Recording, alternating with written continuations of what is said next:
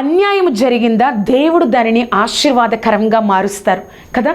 చాలాసార్లు దేవుణ్ణి నేను తెలుసుకున్నాను, దేవుడితో ఉన్నాను, పరిశుద్ధంగా జీవిస్తున్నాను, కానీ నాకు నా జాబ్లో, నా యొక్క ప్రాంతంలో, నా ఇంటిలో, నా కుటుంబ సభ్యుల మధ్య, నా యొక్క ప్రాంతంలో, సంఘంలో నాకు అన్యాయమే జరుగుతుందే అని అనుకుంటున్నావా? కానీ దేవుడు దానిని ఆశీర్వాదకరంగా మారుస్తారు. యోసేపు తాను ఏమీ తప్పు చేయలేదు, కానీ తప్పు చేయకపోయినా అన్యాయంగా యోసేపును జైల్లో ఉంచారు.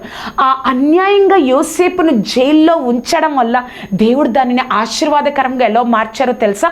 అక్కడికి ఫరో రాజు యొక్క భక్షకారుడు, పానదాయకుడు వారిద్దరూ రావడం వల్ల వారికి కళ అర్థం చెప్పారు. వారు చక్కగా వెళ్ళిపోయారు. ఒకరు చనిపోయారు, ఒకరు రాజుగారి దగ్గర మరలా ఉద్యోగాన్ని పొందుకున్నారు.